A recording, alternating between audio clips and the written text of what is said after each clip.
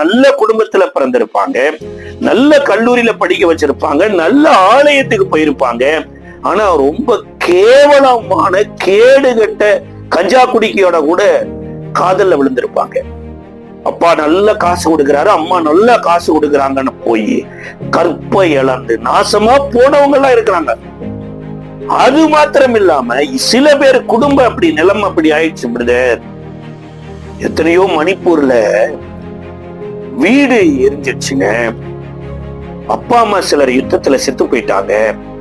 பஞ்சத்துக்கு எங்கேயோ ஒரு மாநிலத்தில் ஏதோ ஒரு இடத்துல போய் பிழைக்கணும்னு இதையே எத்தனையோ பேர் மிஸ்யூஸ் பண்ற எத்தனையோ ஐஸ்வர்யவான்கள் இந்த தரித்திரத்துல தன்னை காத்து கொள்ள முடியாம கற்பை இழந்த எத்தனையோ பேர் இருக்காங்க.